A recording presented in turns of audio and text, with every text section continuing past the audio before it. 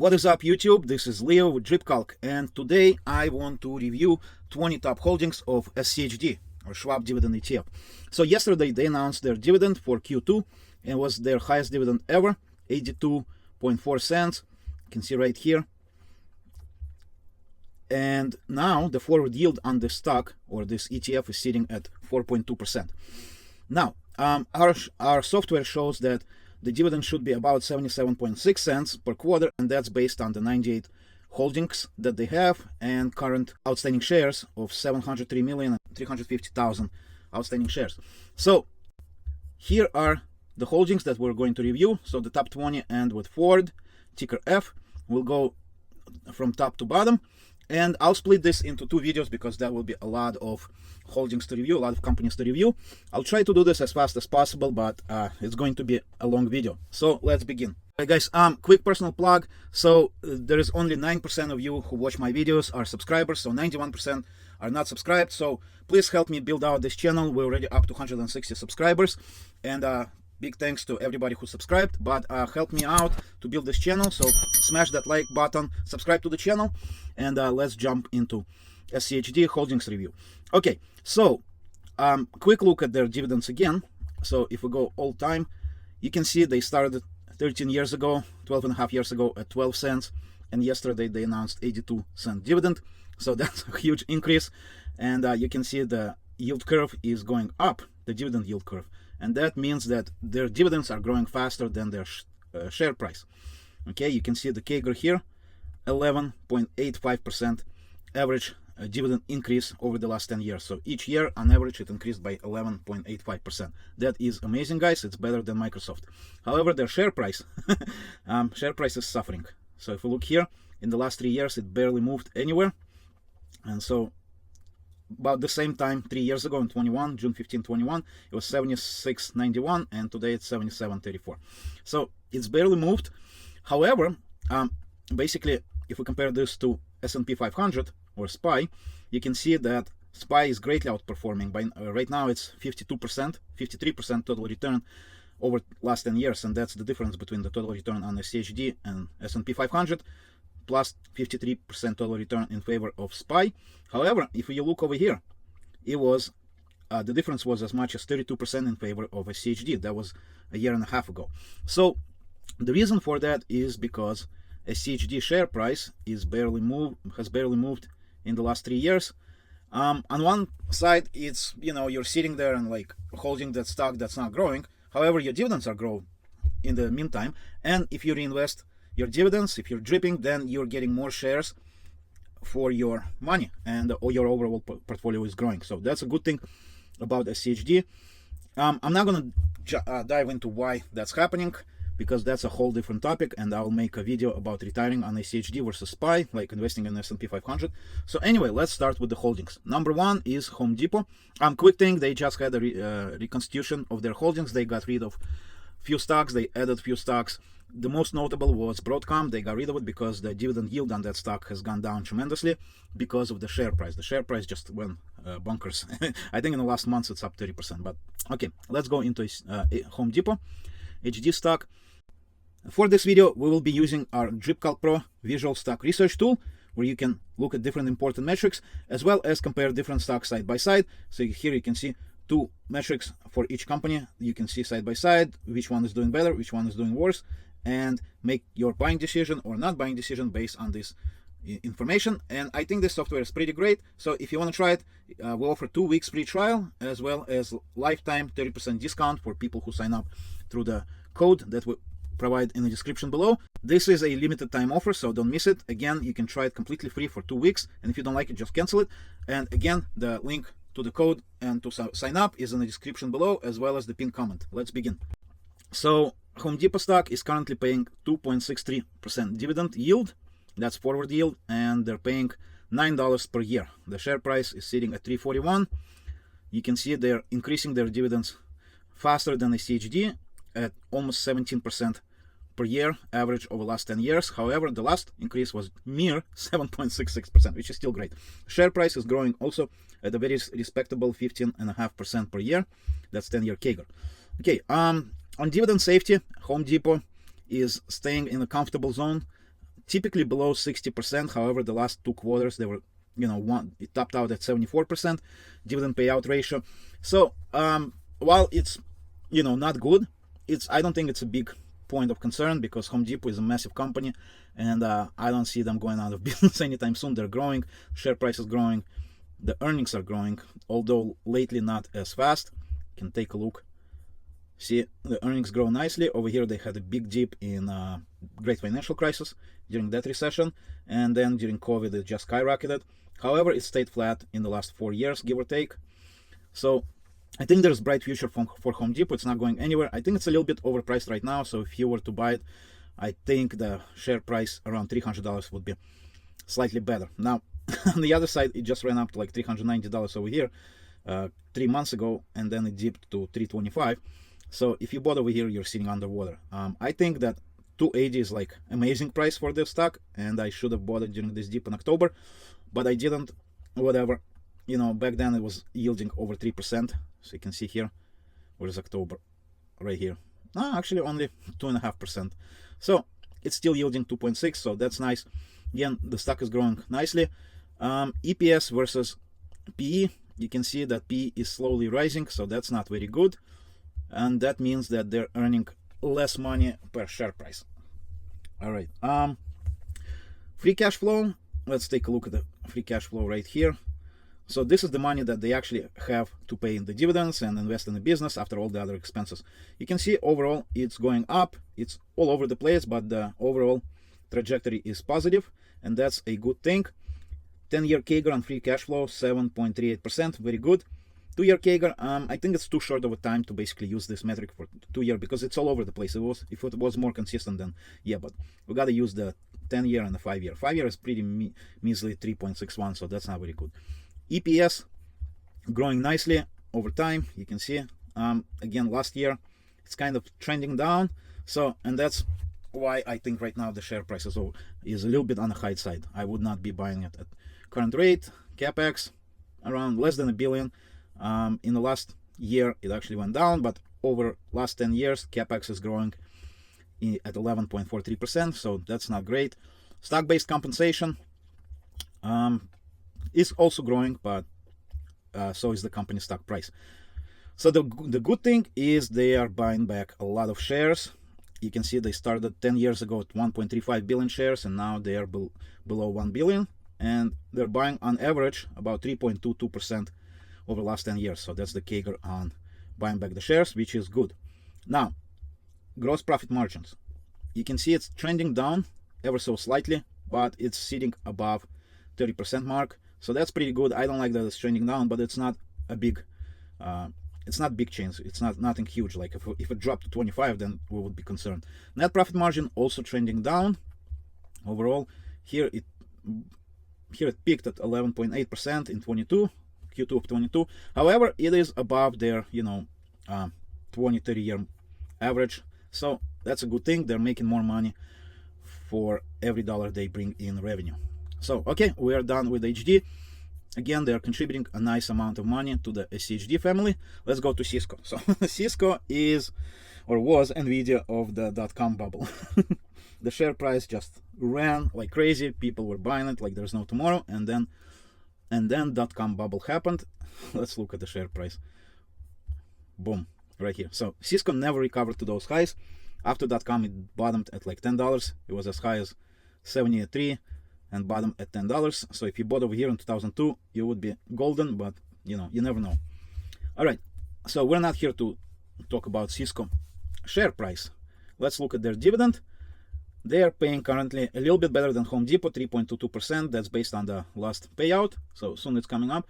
They raised their dividend by 2.56% in the last round. So it's good that they're raising the dividend. Let's take it all time. They started 13 years ago at 6 cents, and now it is 40 cents. So not bad. Now, dividend safety. Okay, they're creeping into uncomfortable territory again. So 85, almost 86% dividend payout ratio. It's not good. However, historically, they are usually below 60%, and that's good. I think, a couple quarters do not make or break the company. If this trend continues, then probably Cisco is not a good company to hold.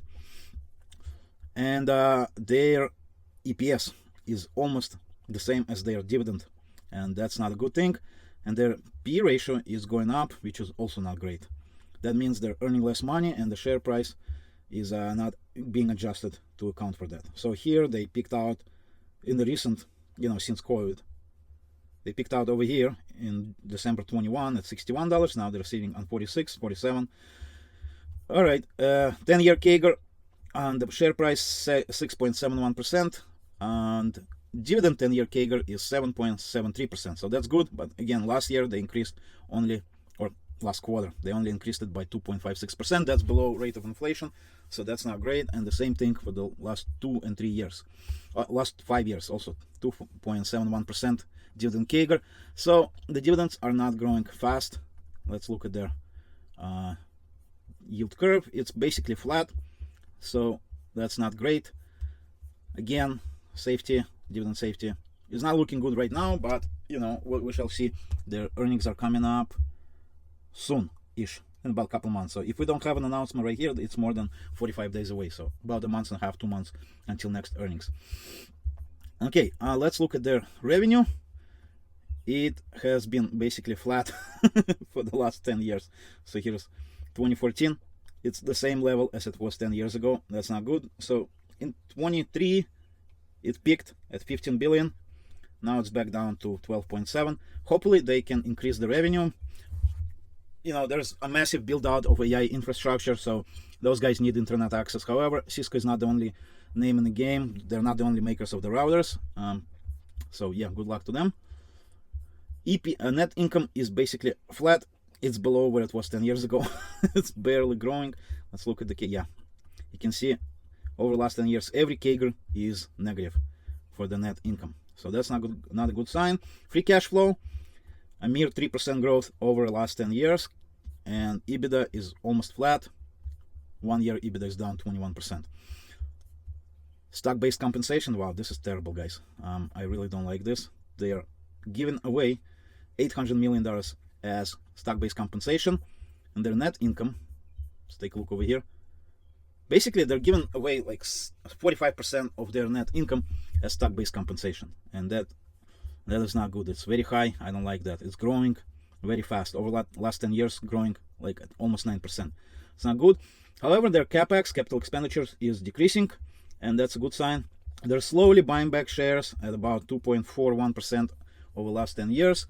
Okay, we already looked at dividends. Net profit margin, this is not good. It's down from the average of above 20%. Now it's like less than 15%. So yeah, Cisco is not a great investment, I think.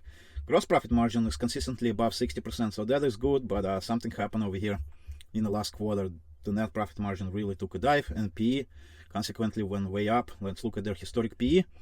It should be around 15, 17, and now it's almost 26.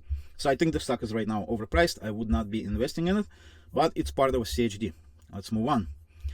AMGN. Okay, so over the last 10 years, the total return on AMGN 250%. That's great. And that's without dividends being reinvested. Without dividends being reinvested, so no DRIP, it's 214%. So this right here actually beat S&P 500. If we look at S&P 500, once again, this is with DRIP 232% and AMGN 250%. So it's done better than S&P 500. And their share price, wow, guys, look at that. That's a hockey stick. 10% average increase over the last 10 years, and the last year increase is 41%. That's crazy. Okay, almost 14% dividend CAGR over the last 10 years. Wow, I'm liking this stock. It's kind of overpriced, or not overpriced, but pricey. Let's take a look again. 1 year. So yeah, April was the time to buy. Now it's 312. Basically would make $50 per share if you bought in April. So I will put this on my watch list, and if it takes a big dive, I will probably open a position in here. Dividend safety, last quarter not so good, 150%. I mean previous quarter, not the last quarter, the one before it. And the last quarter was a negative. That means they had a negative negative income. That's not good. Free cash flow to dividend ratio. So until last 2 quarters, it was around, on average, under 50%. That is good. And over here, the dividend payout ratio was also a comfortable like 60% range, give or take. But something happened last 2 quarters. I I guess I need to do a deeper dive, read their earnings reports and whatnot, listen to their conference calls. But yeah, free cash flow really went down like 2.5 billion in Q3 of last year, and last quarter was just 459 million. That's 80% reduction. That's very bad. Okay, let's take a look. Look at this cash and debt. So the debt has not increased, but the cash went down significantly. So I think they did a major acquisition, and that's why the numbers are negative right now. So we'll have to look at it. Revenue, let's look at the revenue historically. Wow, very nice, very nice. It's growing significantly. And yeah, you can see last 2 quarters the revenue went up. That means they acquired the business, which added to the top line. Right here, it's a pretty big jump. Let's look at the CAGR. So over the last 10 years, it's 5% revenue growth, and last year 21%. So that's nice. So we compare 7.4 billion versus 6.1. That's 21%. Net income went negative, so that's not good. But let's wait for the next quarter earnings. So that would be on August 1st, about a month away. Free cash flow to PE. So we cannot use this one because it went negative. Here the PE was 50, but on average, let's take a look. On average, it's around 20. Actually, we have a separate report for PE, price to earnings. Let's take a look. Yeah, on average, it's sitting around 15 to 20 PE. So right now, it's way overpriced, I think. But we have to wait and basically everything to shake out with their major acquisition. I believe it was an acquisition. I don't know. I don't follow this company close. Dividend. Yeah, we're here for the dividend. So you can see it's growing nicely. So 10 years ago, 61 cents. Right now, it is 2.25. That's really good. The dividend, the forward yield is sitting at almost 3%, same as Home Depot. So $9. Actually, it's the same dividend as Home Depot and slightly higher forward yield. Basically, gotta wait out for that acquisition to kind of kick in. But yeah, I think it was a cash deal because their cash here it was what 35 billion, went down to less than 10. Yeah, gotta look deeper into this company. But overall, the metrics are looking very good. Free cash flow is growing. It's all over the place, but overall it's growing, except for the last 2 quarters. EBITDA also growing, but not as fast. I'm surprised they didn't have like a COVID boost. They probably were not making the vaccine. Yeah, okay. Free cash flow. I mean, not free cash flow. Stock-based compensation almost non-existent, and that is very good, guys. So now they start doing it like yearly. Here they were doing it quarterly. So probably just the executives getting stock-based compensation. So here it was for the whole year of 2023. It was 473 million, and their net income for that quarter was 1.6 billion. Actually, no. Where's the net income? Right here. Yeah, 767. But again, that's when they did the acquisition. Anyway, they are buying back stock, buying back the shares at 3.5% per year. Let's take a look. Yeah, it's going down nicely, not so much as of late, but overall they've decreased the number of outstanding shares significantly by about almost 40% in the last 10 years. That's a good sign. Again, dividend CAGR almost 14% over the last 10 years. That is very nice. I'm liking this. Gross profit margin took a significant dump, down 20%. Wow, guys, this is pretty bad. But again, I think this is short term while they're figuring out that massive change in the company. So that's only the last 2 quarters, and their net profit margin actually went negative. Not a good sign. Price to sales, it's pretty stable. Yeah, over here it was super high. 80 price to sale, wow. And then during the 10s it was kind of 12. So this is when it was really cheap. Now it's average like 21, 22. Very nice. I think it's a great company. Well, I think it's a good company. I gotta look deeper into it. I'll put it on my radar, and let's move on. Number 4, ABBV. So I actually hold ABBV, ABBV, the ticker, and they had a really nice run in the last few months. And before that, in October, actually not even October, let's take a look at the price. So right here they had a big dip to 155. Before that they went up to like 180 something, and now they're back to 170 range. I was buying it in this range. I've had it here also. No, actually later. I've had it over here at like 138, 140, and then I sold it, and then I got back into my position. So now I'm holding and selling leaps, like far out of the money, and also far in a way in time. My leaps are right now for January 25, and the strike price on those is 180. So when it drops in price, I basically buy the leap back, and when it runs, then I sell another leap. Okay, dividends. So in the last 10 years, they've increased dividends by 14%, almost 14%. That's great, but last couple of years it went down to below 5% dividend growth, and we have 2 more quarters until they increase the dividend again, and I think the growth will not be super great. You can see that overall the yield being around 3.5%. It's kind of stable over here right before COVID, and during COVID it was topping off at like 6% dividend yield. That was the time to buy, and now they're pretty stable around 3.7% forward yield, and they're paying $6.20 annually, 3.7% forward yield. So again, I have this company, I like it. The problem with this company is their main drug, Humira. The patent on it expired like a year ago, and now everybody who's not lazy can make a copy of the drug and sell it. And they had certain basically their revenue has suffered because of that. So I think that's where it expired, the Humira patent. So the revenue took a little bit of a dive after that. However, I think it's stabilized, and I think it's going to be all right going forward. You can see overall the Q1 of each year, the revenue is the lowest for the year. So right now it's slightly above. So last quarter, Q1 of 24, is slightly above Q1 of 23. So I think they'll do all right. I think they're a little bit overpriced right now. I would be buying it at around $140. 170 is a little bit overpriced for me. I'm not buying right now, but I am waiting for the price to dip a little bit. Okay, net income. You can see the results of Humira. This is not pretty, guys, and that's another reason why I don't like the current price. The net income is basically at the level where it was 10 years ago, slightly above. Let's take a look overall. Yeah, wow. So here 12 years ago it was 1.5 billion, and right now it's 1.4 billion.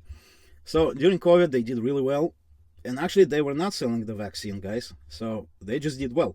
But now with the patents expiring, I would not be buying the stock at this price. At 130 I would probably dive back into it, 140, but not currently. EPS, you can see, also suffering because of the expiring Humira, and EPS is actually half of what the dividend is. Dividend 155, and that reflects in the payout ratio being 200%.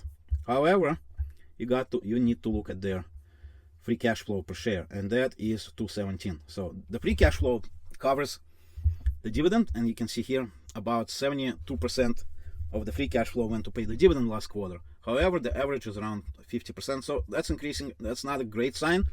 I think the company will do all right. I just think it's a little bit overpriced right now. I don't know why the cash went up. I don't think they did any, the debt.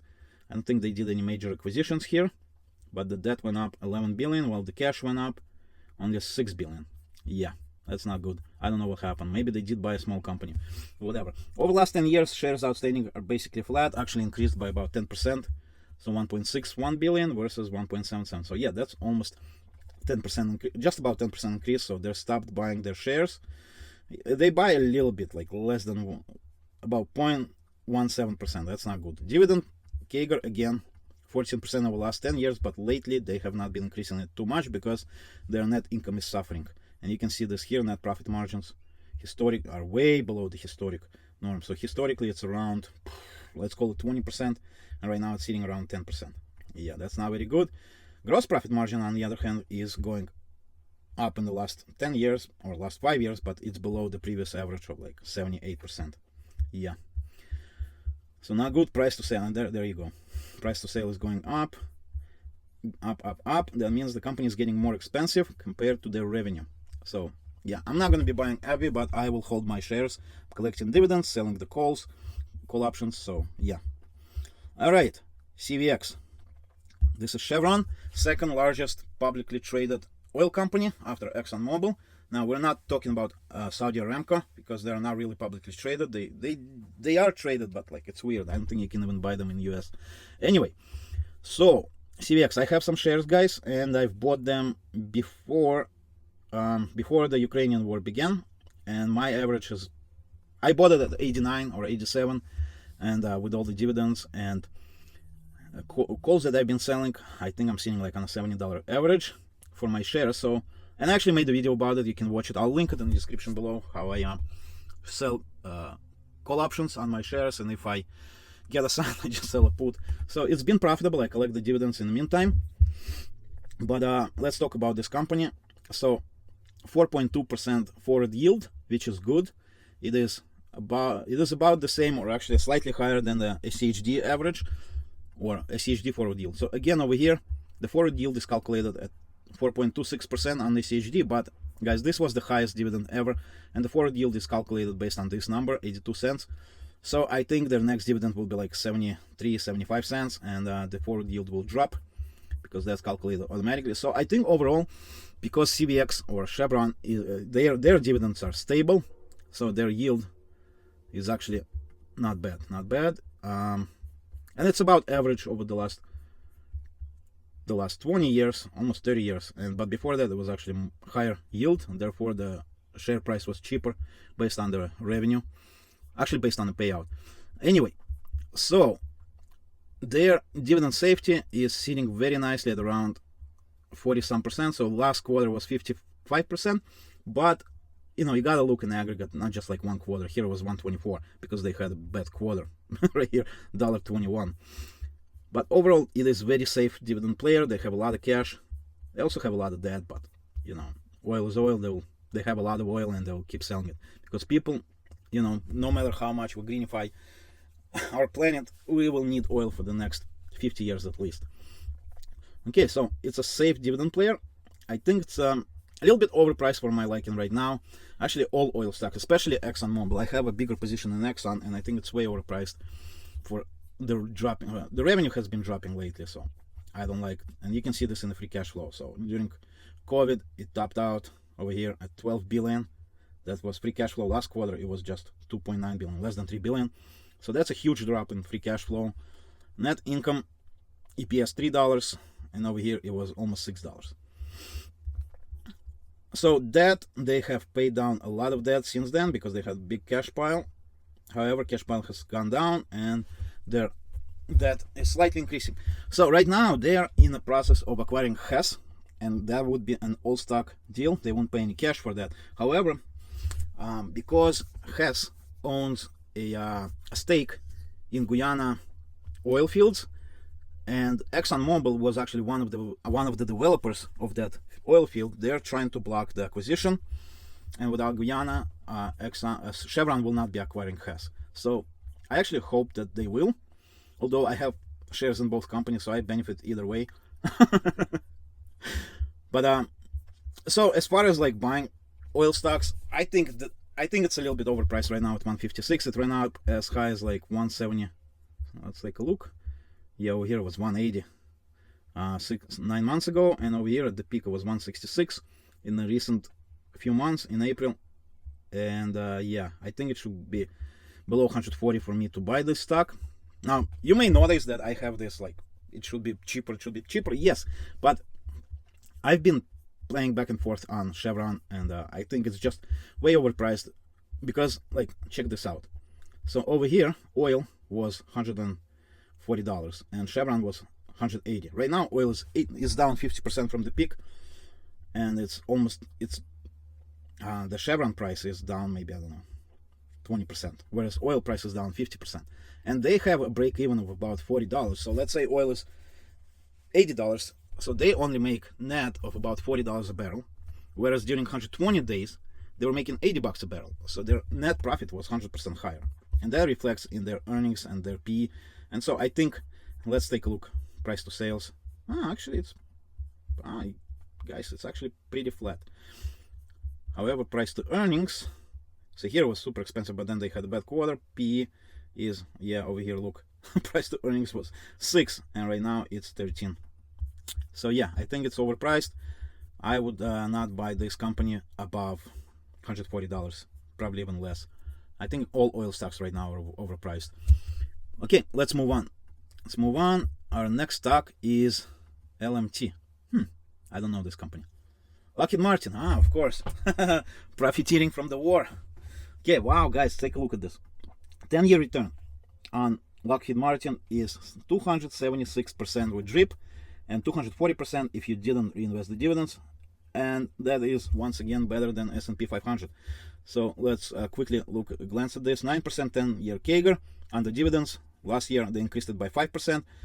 Over 2 years it's 6%. So the growth in dividends has slowed down. However, the dividend yield is kind of keeping up with the price, slightly down, but over the last 10 years it's pretty stable. You can see it moves up and down, but around 3% is like their historic. It's slightly below their historic norm over the last 10 years. I actually need to calculate the average. Yeah, that's something I will do. But yeah, here in 2012 they were like really good dividend payer, almost 5% yield. Now it's below 3. So I think just based on the dividend yield, you know, the same as Home Depot. And right now they're profiteering from the wars in Ukraine, in Israel, all over the place. But I don't know how long they will last. Let's take a look at their revenue. And historic, yeah, it's going up. It's going up. That's good. They're not growing fast. Only below like 5% over the last 10 years. Last year, over last 12 months, it's almost 14%. But I think that's too short of a period. Over the last 5 years, it's below 4%. Okay, net income last 10 years is up 5%, meaning the average CAGR, average growth of net income is 5% over the last 10 years. However, you can see all the other metrics, 5-year, 2-year, and 1 year is down, it's negative. That's weird. Yeah, because we're comparing this Q1 versus this Q1, so it's down. Versus this Q1, it's down. Versus this Q1, it's down. Yeah. But over the last 10 years, it's up 5.17%. And that's actually good, because the reason is you compare against Q1. So next quarter it should be, I don't know what it will be, but here they had a really low net income. Here they were negative. But overall, it is a growing company. I'm kind of flat-ish the last 5 years. So yeah, earnings per share, same story. 8% over the last 10 years versus 5% on the net income. That means they're buying back shares. Yeah, wow, look at these guys. Wow, they are seriously buying back shares. And the shares are really expensive right now. Look at that. So they're, wow, I think they're overpaying, but whatever. So in the last 10 years, they've bought back more than 30% of their outstanding shares. That's amazing. In the last year, they did 5.5%. It's crazy. Okay, back to dividend safety. This is the important metric, around 40%. That's very good. And free cash flow, so let's average that at like 50% because it's all over the place. But yeah, it's a safe dividend player. I think there will always be war, unfortunately, so this company stands to profit from the war. The debt, I don't like the debt. I mean, it's not super huge, only 20 billion, actually less than 20 billion, and it would take, where's the net income? It would take about 6 billion per year. About 2.5 years to pay down the debt, 3 years to pay down the debt. That's not bad. And then they have some cash, a little bit under 3 billion cash. So yeah, nice company, 2.7% forward yield. I think it's a bit overpriced, but the return, wow, amazing return. And they have increased their dividend by 136% over the last 10 years. Not bad. But I won't be buying it. Coca-Cola, I'll tell you right now, I don't like Coca-Cola. I think it's a very slow grower. Like, yeah. Warren Buffett owns a lot of Coca-Cola, but he bought it like 150 years ago.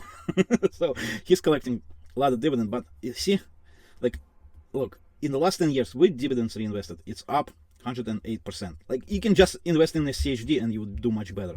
Look at this, 180% return over the last 10 years. So like, buying Coca-Cola, I think it's I don't like it. Like, yeah, it's safe stock. It's not going anywhere. People will not stop drinking Coca-Cola anytime soon. They're still the #1 in soft drinks, but it's just such a slow grower. Over the last 10 years, they grew their dividend by less than 5%. Check this out. Almost 12% on SCHD. So instead of owning Coke, I think it's better to just own SCHD. Okay, last year they increased it by 5.5%, so that's good, not bad. And the yield is sitting on average 3%, and it's not moving anywhere. So that means the share price is growing at about the same pace as the dividend, slightly slower. That means the yield is actually going up. So here it was 289, last quarter it was 308, so it's up a little bit. But I don't like Coca-Cola. It's safe, you know, it's steady, it's slow, nothing is going to happen to it. Average payout ratio 70%. Free cash flow to dividend around about the same 70%. It's all over the place. Wow, what happened to free cash flow here? $4 free cash flow per share. Wow. But net income 74 cents per share. Okay, how much they pay in dividend? So 50 cents, almost 50 cents, 48.5 cent dividend, and 74% EPS. I'm not sure why the EPS is all over the place, because it's not like people drink less Coke or more Coke during second quarter or fourth quarter. There's no pattern. I don't see a pattern. Revenue is actually down a little bit versus 10 years ago. Here the revenue was 12.5 billion. Here it's 11.3, and we can see they're saying the revenue is growing. I don't know why. What I see is it's actually down, but I guess it's comparing from the quarter before, because this is Q1 and this is Q2, so it's comparing from against the previous quarter. Fine, but revenue only grows by less than 1% on average, 0.66%. I don't like that. Net income, on the other hand, is growing nicely. Yeah, so 7% on average over last 10 years, average CAGR in the net income. That's good. EPS also 7.5%. They're buying back shares, because when EPS is growing faster than net income, albeit very little, only 0.5% faster, that means they're buying back shares. And you can see in the last 10 years they bought back 4% of their shares, give or take. Yeah, so they're not really into share buybacks. Gross profit margin stable around 60%. Anyway, guys, I mean, it's a boring company. I don't really like it. I'm not investing in Coca-Cola. What I do is I actually play it when it drops like to 55-ish. I buy, and then when it does, like, look, take a look at it. Last 3 years, right? Up, down, up, down, up, down, but the share price is flat. It didn't reach its all-time high yet. It's below all-time high. Over here, it's seriously dropped 52. This was the time to buy. So, knowing that Coca-Cola is not going anywhere, I think when it drops below 55, it's like a buy, and then when it goes to 60 something, it's a sell. If you're like a medium-term trader, momentum trader, then you can be in Coca-Cola and collect some dividends along the way. I don't think it's good for willing for selling call options. It's a very, like, the beta on this is very low. I don't have the beta here, but it's very low. It doesn't move a lot. I would not be buying it, except for, like, medium-term trade when it really dips. Okay, let's move on. On the wrong page. We're almost there, guys. Almost there. So BlackRock. Wow, look at this. BlackRock really ran from like over here. It was 531, and now it's almost $800. Yield sitting at 2.63. Below Home Depot, below Coca-Cola. Oh, what's going on over here? Free cash flow goes negative in the first quarter of basically every year. Yeah, free cash flow goes negative. Why? Let's take a look. I think because they have stock-based compensation in the first quarter, and that's why free cash flow goes negative. But on average, it's around 1.5 billion. It's actually growing nicely. Look at that. Ooh. It kind of slowed down. Like over here, it was growing fast. Then 2008 happened. It kind of dipped, but then it grew. And so before Great Recession, it grew very fast, like 5 years preceding Great Recession. Then it slowed, but still it's growing. These numbers, where's the free cash flow? So over the last 3 years, it's on average up 3%. So very slow growing company. However, net income 7.6% growth. So the company price, the share price is growing faster than their dividend. Where's the dividend? Right here. No, actually I'm wrong. No, I'm right. The share price. Sorry, guys. Share price is growing faster than slower than the dividend. That means the yield is increasing. So 9.5% share price growth CAGR over the last 10 years, and dividend CAGR over the last 10 years 10%. However, last year they increased it only by 2%. That's not good. Okay, would I be buying this stock? Probably not. It's a slow moving stock, and it's actually, if we have a big downturn, the banks, they will just they'll collapse. And you can, let's take a look at the share price further out than 10 years. So over here, right before the great financial crisis, 210, 211, and then it was below $100. So during recessions, banks really collapse. More than 50% decrease, 60%. Yeah, I won't be buying it. Let's figure out why the free cash flow goes negative every first quarter. And I don't know why. The stock-based comp is more or less flat, slightly increasing, like over here by 3% per year, but you know, it's there's no big deviations between quarters, so I don't know. They do some buybacks, about 1.4% average per year. Last year they only bought back 83.83% of their shares. Again, they slowed down the dividend growth, so gross profit. What the hell happened here? Why is it up almost? What? Wow, 74% year over year. I don't know what happened, but net profit margin is flat around 30%, so nothing significant happened to this company lately. Return on capital employed, so that's growing from from 0.5% to 1.5%. Whatever. It's a slow and steady, but if we have a big recession, there's going to be a lot of unhappy shareholders. So I wouldn't be buying it, but it is part of SCHD, so we're covering it. UPS, guys, you know, FedEx just reported their earnings a couple of days ago, and the stocks just went bananas, up 15%. But UPS is in the same boat as FedEx. Now, it's granted it's a different company, but I don't like the shippers. I don't like it, and you can see it in the total returns over here. So 2 years ago they were sitting on 162% total return with DRIP, and that's primarily due to like COVID shopping. They were pretty flat until that, you know. Here's the COVID, they were up only 8% with DRIP. Yeah, well, actually this is already the COVID. Before COVID they were up 34% with DRIP over last 6 years. So that's not a great return, much slower than S&P 500. So I don't like UPS. I don't like. Amazon has really built out their shipping network. They have their own planes, they have their own warehouses, their own delivery trucks. So Amazon is basically eating UPS's lunch. UPS sales are going down, and they just signed that huge contract with the drivers. It's going down from basically COVID times. And you can see here, okay, so Q1 of this year versus Q1 of last year, the revenue, let's actually look at the revenue is down 5.5%. 2-year revenue down 5.73%. That's on average. So from here to here, so 24 billion down to less than 22 billion. And I think this trend will continue. Look, the Q1, the holiday shopping season, it's really going down. I mean, like after COVID, I don't like UPS. I don't like shippers. FedEx, I don't know why FedEx ran like crazy. Guys, take a look at this. Their net revenue is net income about the same as it was 10 years ago, and the share price. Look at that. 10 years. Share price is up from 102 to 136, and that's with you know, over here it was 225 at the peak. So over the last 10 years the share price only went up by 32%. So that's about 3% per year. You can actually 2.81% per year. So I think it will continue dipping, continue going down. I would not be buying UPS at this price. Actually, until it hits like $100, I would not even look at UPS. I have 0.1 share, maybe less than that, just to keep it on the radar. But I don't like it. The yield is really high. However, let's take a look at the dividend safety, 120%. Okay, free cash flow to dividend over here was like way, you know, more. They paid the free cash flow here was really low.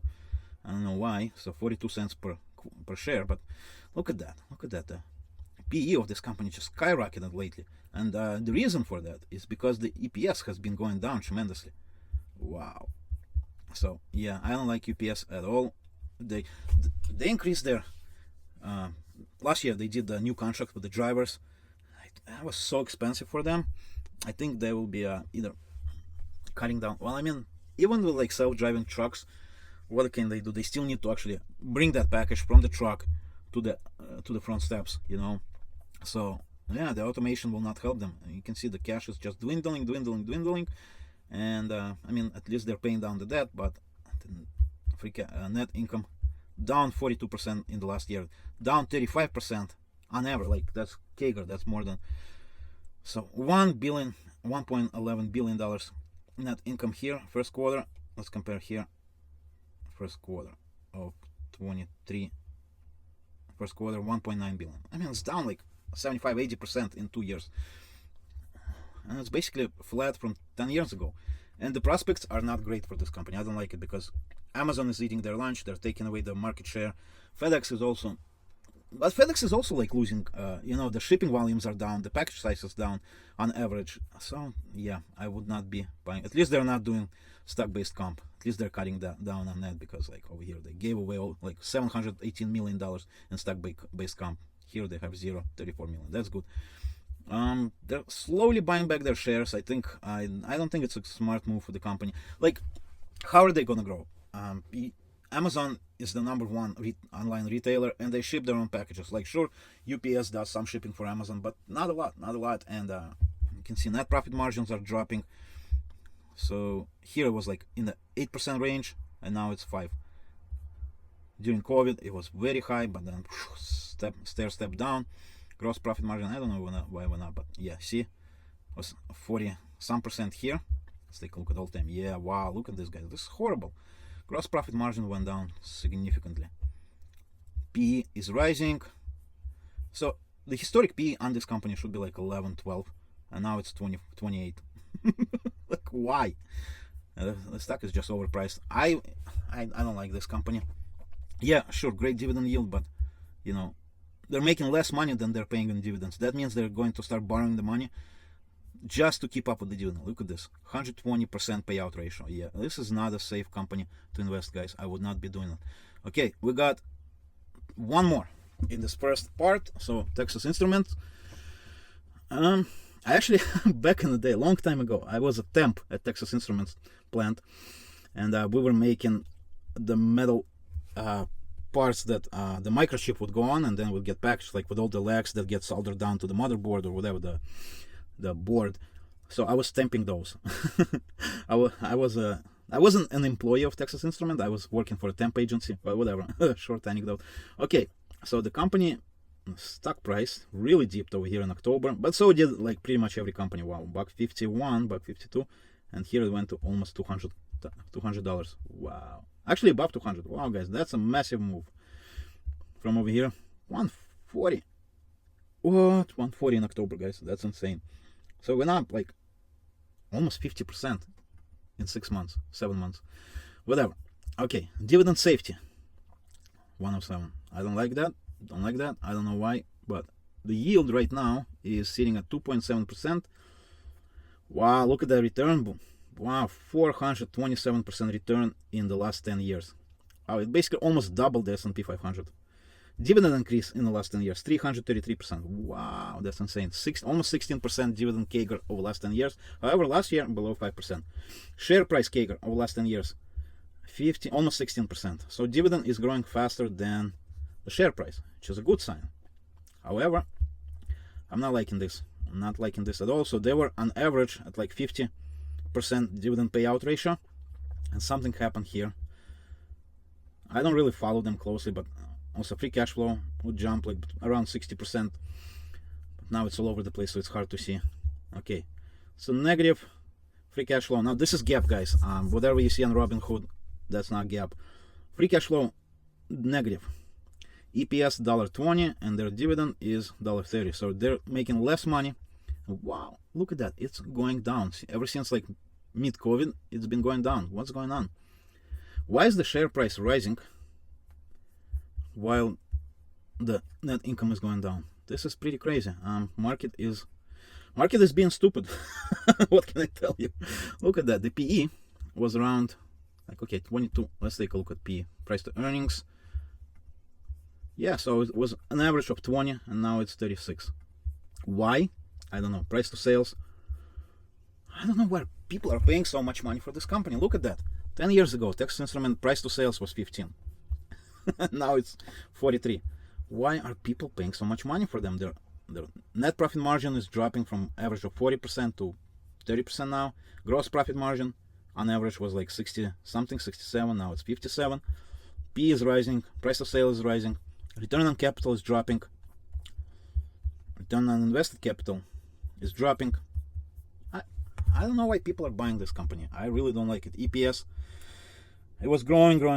Boom, topped out in September 22 at 250, 249, and now it's $1.20. I mean, EPS went down more than 50%, and the price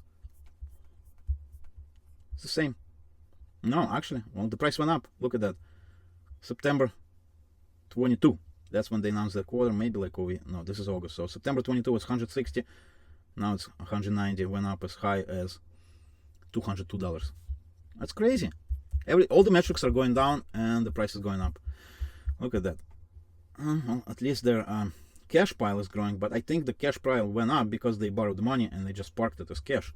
So they're paying interest on that cash. The free cash flow is pretty much negative. Look at that.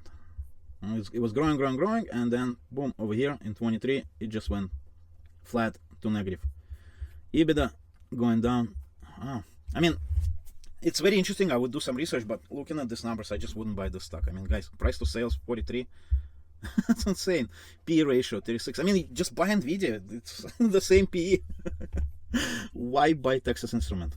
Like, yeah, they're growing their dividends. That's amazing, 16% per year. But now their dividend is higher than their net income.